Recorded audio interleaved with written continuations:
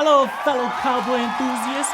Welcome to Cowboy Nation Live. I'm Kenneth J, your host, and yes, we lost our first game of the season to the Atlanta Falcons.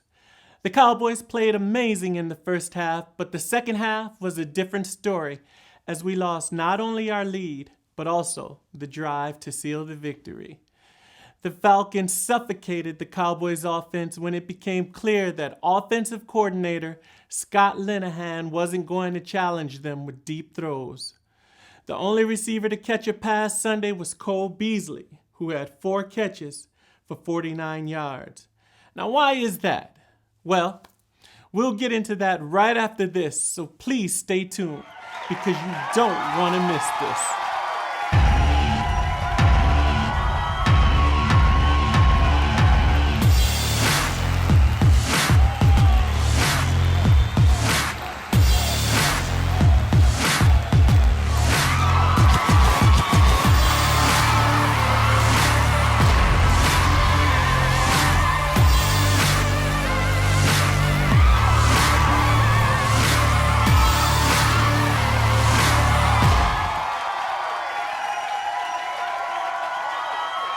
Welcome back to Cowboy Nation Live. I'm your host, Kenneth J, and as always, I am honored and graced that you decided to tune in to Cowboy Nation Live.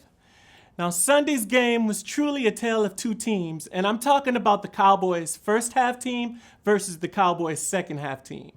It has been said that there is no comparison between that which is lost by not succeeding and that which is lost by not trying.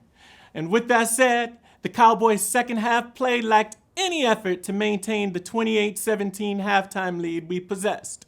Quite frankly, it appears that our demise started when Whedon's ill-advised throw while scrambling to the left was intercepted by William Moore, putting the Falcons on the Cowboys' 23 as Freeman's second score pulled the Falcons within a touchdown in the second quarter. But nonetheless, Whedon kept his composure and drove back downfield and scored once again. Hats off to you, Whedon. But the Cowboys' defense, they showed a complete lack of concern that Ryan might direct the Falcons back down the field for a field goal in the final 40 seconds of the half when Jason Garrett mismanaged the clock at the end of the first half, calling a timeout with just 46 seconds to go and giving Atlanta time to kick the field goal right before halftime. That was the beginning of the end for the Cowboys, as that started an avalanche that the Cowboys couldn't stop as a 14-point advantage was trimmed to 11 points. Then the Cowboys never gave any indication they understood that the Falcons had done or what they had done defensively to take away their running game that was so dominant in the first 20 minutes of the game. After Cowboys running back Joseph Randle had 85 yards on his first 3 carries, including a 37-yard touchdown that helped the Cowboys to a 14-zip lead. He was held to just 2 yards on his final 11 runs as the Cowboys had just 3 first downs in the second half after getting 20 before halftime. And was this loss on Brandon Whedon's directed offense? Absolutely. Whedon completed a superb 85% of his throws for 232 yards, with 10 of those going to Lance Dunbar for 100 yards. But once the Falcons figured out he was never going to challenge them deep, or really even throw outside of the hash marks, they were able to completely shut down the running game, which was -4 rushing yards after halftime, and minimize the impact of Whedon's short dump-off passes. Now, if all that mattered were stats, then we would have been fawning all over quarterback Brandon Whedon's performance on Sunday night against Atlanta. After all, he completed 22 of 26 passes for 232 yards with a passer percentage completion of 85%. However, the problem with Whedon's performance is that you can tell from his decision-making that he doesn't trust himself to put the ball in tight windows or not to turn it over. But if Whedon doesn't trust himself after more than a year on this offensive system, then he should bench himself because you can't win playing scared. The reality is Whedon won't earn respect from opposing defensive coordinators until he starts throwing downfield and threatening opposing secondaries with passes to Terrence Williams, Bryce Butler, Jason Witten, or Lance Dunbar. Now, there were many plays where receivers were open downfield, and he didn't take a chance to go there. And until that happens, defenses will continue to play a safety close to the line of scrimmage to shut down the Cowboys' running game. They will continue to attack the line of scrimmage with no fear of reprisal. It is of no surprise that Whedon played scared. We're talking about a player with 27 career touchdown passes and 29 interceptions that has lost 12 consecutive starts.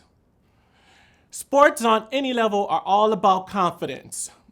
For that matter, life in general is about confidence. But none of us should be surprised that Whedon lacks confidence. I spoke on this in last week's show. Now, Whedon has to take leadership if we are to start winning again. With that said, Whedon did position the Cowboys to win, and if the defense had played anything close to the way they did in the first two games, then perhaps that's what would have happened. But we'll delve into that after these messages from our sponsors, KJ Multimedia Solutions. Social media is not just an activity. It is an investment of valuable time and resources with people who are not just supportive, but also who provide valuable input to guide and to inform our thinking about ways to continue creating wow factors in our online presence. We appreciate you all for not only liking or subscribing to our social media outlets, but also for engaging in meaningful conversations via our social media pages. Accordingly, here's to you for making us better than we ever thought or even dare imagine. Thank you.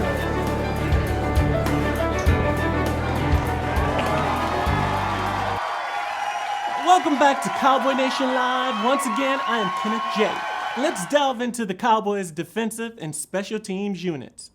Now, the Cowboys entered this game with the NFL's second-ranked defense. However, a defensive unit playing without its two best pass rushers, Greg Hardy and Randy Gregory, its best run defender, Rolando McClain, and its best cover cornerback, Orlando Scandrick, is questionable as the second-best defense in the NFL. We clearly had to rely on too many backups for too many positions, which can play coaching decisions, in their management and play calling of the game. While next man up is part of our team's philosophy, that can only go so far. Leadership and talent still drive much of what you can do in the NFL, and right now, no player on this team is taking the lead as our talent barrel is being scraped thin. I am of the opinion that the Cowboys survived the opening 2 weeks of the season by keeping the defense off the field. Rob Marinelli's defense played only 22 minutes, 50 seconds in the season opening. 27-26 victory over the New York Giants, then played only 19 minutes and 30 seconds in a 20-10 triumph over the Philadelphia Eagles in the second week. Now, the Cowboys' defense was on the field for 13 more snap Sundays against Atlanta than it had played in each of the first two games. It appears that the less our defense plays, the better it plays, as fresh legs are productive legs. The Cowboys had the NFL rushing champion and the best ball control offense in the NFL a year ago to make sure our defense wasn't overexposed. The Cowboys' defense forced enough turnovers in 2014 to get off the field as the legs of DeMarco Murray continued to keep his defensive teammates off the field. But Marinelli took the blame as he said, "It's on me. I thought we were ready. We weren't. And when you don't have any takeaways, you can't stop the run. And we didn't get the rush, and that comes back to coaching. We just didn't execute." And with that said, we'll be right back.